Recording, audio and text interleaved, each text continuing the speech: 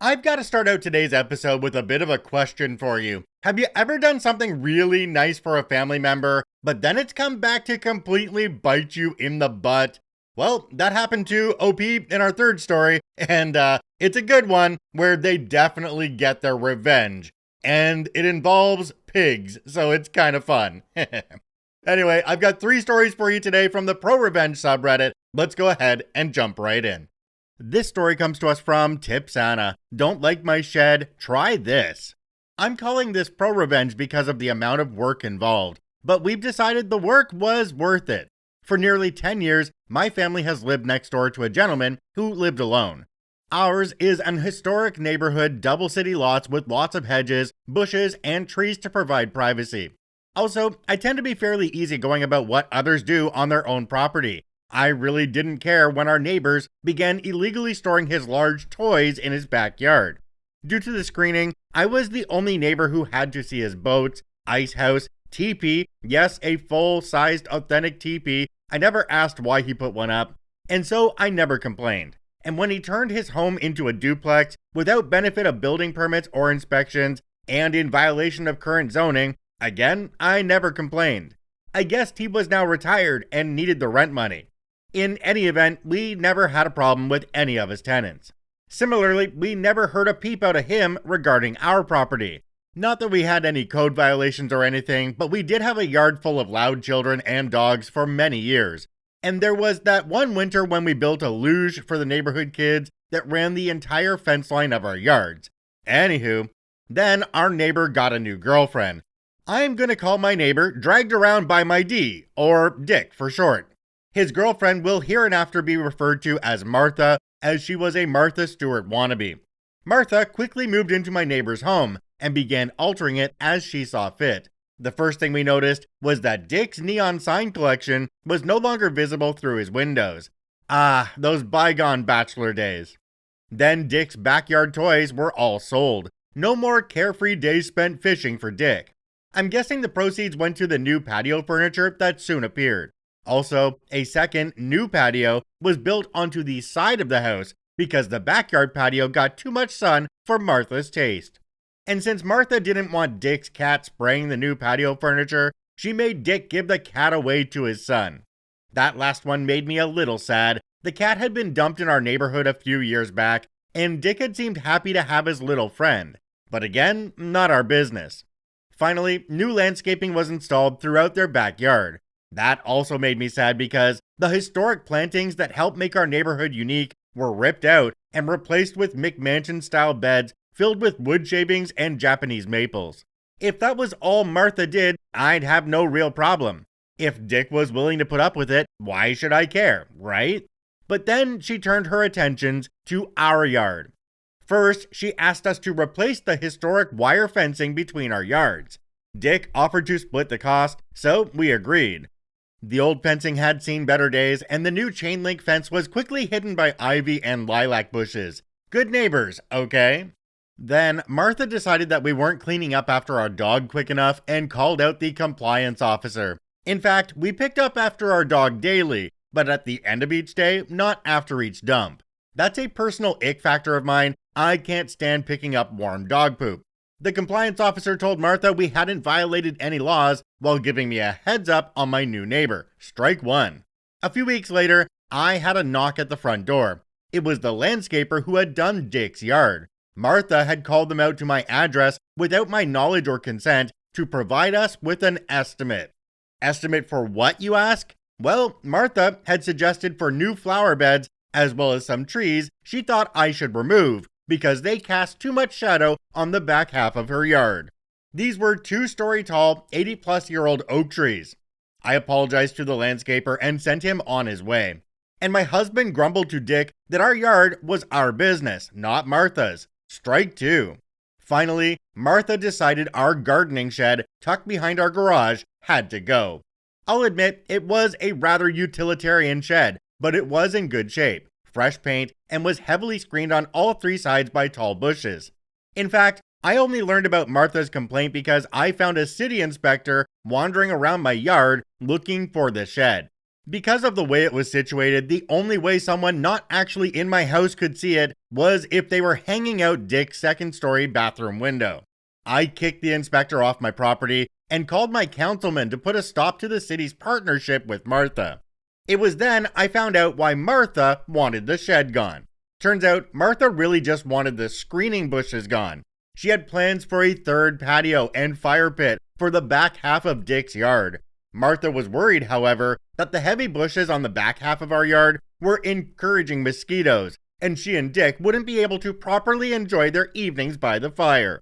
She figured that if she forced us to tear down our shed, we'd then also tear down the screening bushes, and her mosquito problem would be solved. Strike three, Martha. So, time for some ProRevenge. Since we really didn't use the shed any longer, we tore it down. We also removed the screening bushes. Then we watched Martha spend a few days harassing a couple of handymen who built her patio and fire pit. It was snugged up right against our fence and looked really lovely. Then we decided that, as good citizens of planet Earth, we needed to be more environmentally proactive. So we installed a composting pile right where the shed and screening bushes had been located. After all, it's at the back of our yard and tucked behind the garage, so it really doesn't impact our enjoyment of our yard. And now, every evening, we take all our food scraps, potato peelings, coffee grounds, eggshells, watermelon rinds, etc., and add it to our large, healthy compost heap. Every month or so, we add some goat manure from our friend's farm. Turns out goat manure is a can't-miss addition for nitrogen-rich compost. Some shredded newspaper doesn't really look good, but it does help balance the carbon content. Late afternoons and early evenings, about whenever Martha lights a fire really, one of us heads out to the composting and gives it a good turning. After all, a well-aired compost heap is a happy compost heap. Dick and Martha never said anything, even though compost heaps do add to mosquito populations.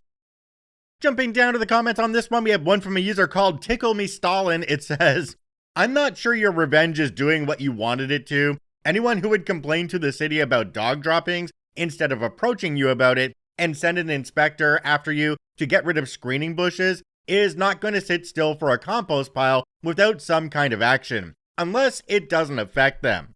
Opie responded and said, I would be surprised if she didn't call to complain, but composting is perfectly legal and is actively encouraged or even required by many cities, as long as you don't add meats.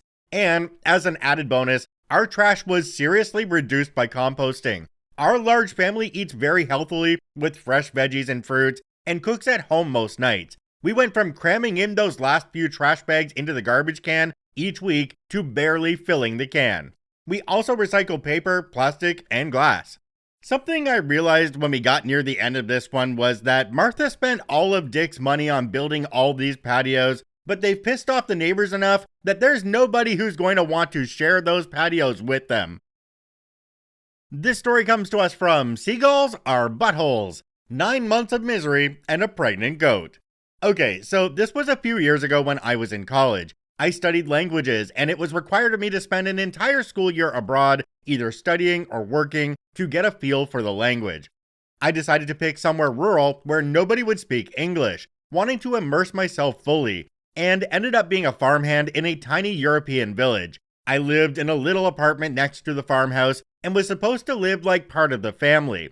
Emphasis on supposed to. Don't get me wrong, the place was beautiful, the work was interesting, and a great workout, and my boss was a decent guy. It would have been pretty fun, were it not for my boss's wife. Oh boy, where do we even begin with this ball of bitterness? Bit of background, my boss's wife, let's call her Witch, was a city girl, one of those high-flying businesswomen who got to travel and work with foreign branches, manage major projects, etc. She was all high heels and designer bags and fancy brunches with her coworkers. And then she married a farmer and moved to the arse end of her country to be a housewife. By the time I came to work on the farm, Witch had 2 small children and had turned into the sourest, most unpleasant woman I had ever met. I learned later that she treated a lot of employees, especially women, the way she treated me, but they were able to leave. I wasn't. Witch treated me like dirt. I was pretty much treated like a servant, made to clean her house and look after her children, on top of long workdays on the farm. She hated farm work and did nothing at all to help, This'll be important later.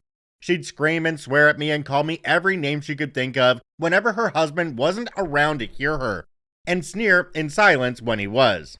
I was terrified of her, and there wasn't much I could do to fight back. Not only did she control my room and board, but also my pay, food supplies, and the chance of a good review at the end of the school year. I needed good references for my employer from my uni to accept me on the final year course, and that witch knew it.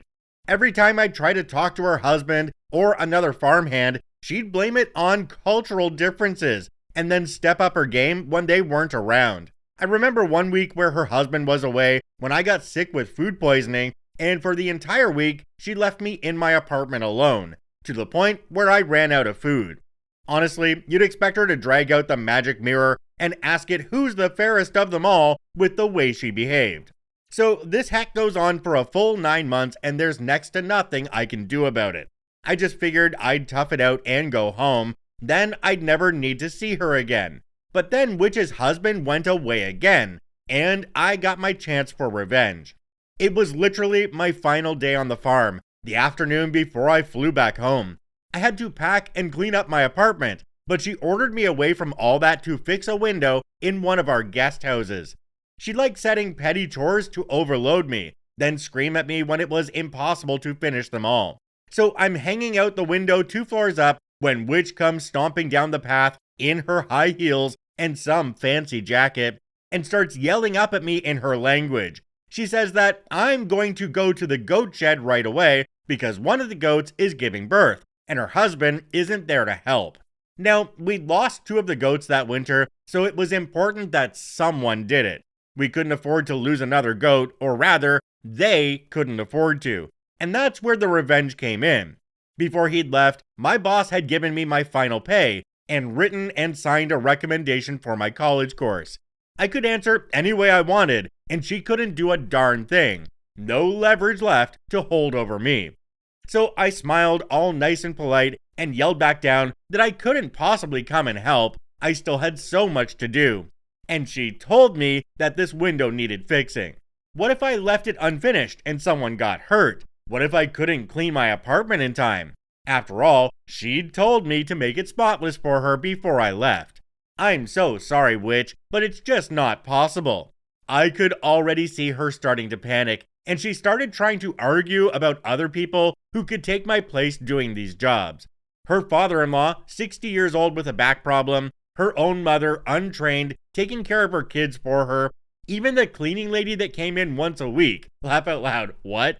I had legit reasons for all of them, until finally I said, but can't you do it, Witch? You've been living here for years. I bet you've done this loads of times. You'll get it done no problem. Check effing mate. She couldn't back down from that, and the alternative was not doing it and risking another dead goat and a pissed off husband. She didn't have any leverage left over me, and it's not like she could drag me out of a 2nd floor window, so off she went, the designated goat midwife. It was twins. She was there for 3 hours. The last image I have of Witch before I left for good is of her standing in the goat pen, surrounded by the neighbor's kids and a couple of tourists. She was still in her high heels and nice clothes, holding this slimy, squirming baby goat out as far in front of her as she could get it. The look of disgust and horror on her face still gives me the warm fuzzies. Karma's a bitch, lady. Jumping down to the comments on this one, there's one from a user called Brave Little Toaster 42. It says, "This lady is why I call all sorts of BS on the pioneer wife or other city girls who gave it up because they fell in love with a countryman. Either you change completely or you become bitter AF. Well played, enjoy your upvote." Hey OP, a lot of places like this have community update newsletters and stuff that get sent out, maybe even a little bitty newspaper for that area. You should have snapped a picture of her holding onto that new goat and then sent it out so it could be published and sent out to all their neighbors. You can trust me when I say that most of their neighbors probably already know just what kind of a person she is, and a photo of her looking completely disgusted, holding onto that new baby goat, covered in all those wonderful birthing materials. Blech. Yeah, that'd be great for them all to have as a memento. This story comes to us from Ferricide. High on the Hogs, a story of pro-family revenge.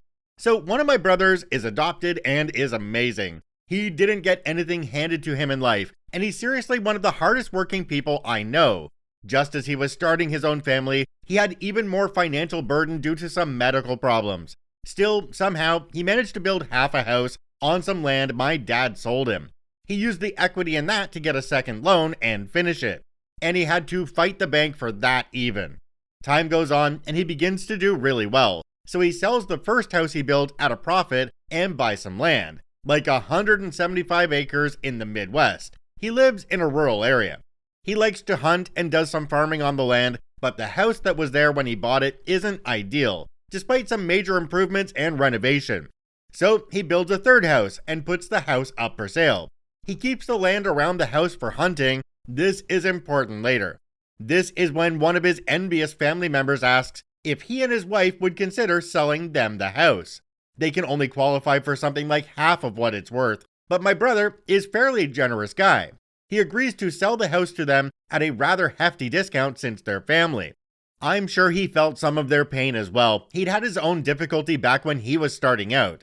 The bank agrees to loan them the money. They can't go wrong, it's for way less than the property is worth, and the deal is done. A few short months go by, he's driving by the property and spots a for sale sign. He stops in and the husband explains that there were some things about the house they weren't happy with, so they were planning on selling it and buying a house more in town or something, etc. My brother explains that they got a sweet deal only because they were family and that he'd appreciate them selling the house back to him for what he sold it to them for. The husband basically closes the door on that, and my brother leaves. And he thinks about it. I'm 100% certain that the family members understood that they were getting a good deal because they were family, and he was happier selling it to them with the understanding that they weren't going to take advantage of his good graces. This is a guy, by the way, that manages big projects. He's a really fair guy. The stuff he does in construction, probably half of you have driven over. Big bridges that go over rivers, like the Mississippi, for example. He's used to solving hard problems. This one isn't that hard. The next day, he drives out with some fence in the back of his truck, and the family members in the house wake up to some fence posts being driven into the ground. The husband comes out. "What's going on?" he asks. "I'm just putting up some hog fence on my property. Don't worry, it's all on my land. I'll just go around your house here and put a gate in so you can get in and out." The husband is a bit perplexed. "You're bringing in pigs?" And my brother was seriously set to do it too. He had about 100 lined up from a farmer down the road. The husband goes back into the house. A few minutes of discussion occur. The next day, they all meet at the bank, and the deed is transferred back to my brother, and he didn't even have to deploy the hogs. Jumping down to the comments on this one, we have one from a deleted account. It says, "I'm so glad this ended the way it did. Until the potential pig deployment, I was certain he would get his revenge, but not get the house back. With family like your brother has, who needs enemies? But your brother is a smart guy, and I agree, amazing." Another commenter down below called Dr. Cal Meacham said, "This story ended well, but so many others like it don't end so well. The moral of the story is avoid doing any kind of business with your family members whenever possible." OP responded to this one and said, "It always amazes me how people who wouldn't dare cheat a stranger will embark on something like this with the dumbest of justification. In this case, the sacrifice my brother was making was really substantial, tens of thousands of dollars. And somehow, it was okay for them to basically take his deal and run with it. Legal? Sure. How about very immoral? I think the big mistake that was made in the first place was that they sold the property to the brother. They didn't lease the property to the brother. If the brother was in such a bad spot and couldn't afford the house, OP could have done like a rent-to-own kind of thing on that property, so they would get monthly payments, and eventually they could own the property. That would have stopped them completely from trying to screw over the brother. I 100% agree with this commenter though. Don't get into any kind of business with family. It's just not worth it. Alright, we're going to go ahead and end this one here. If you enjoyed this episode, make sure to follow us on your preferred podcasting platform. If you're on YouTube, please drop a like on the video. It really does help us out. I thank each and every one of you for watching and listening. I hope you have a wonderful day, and we'll see you tomorrow.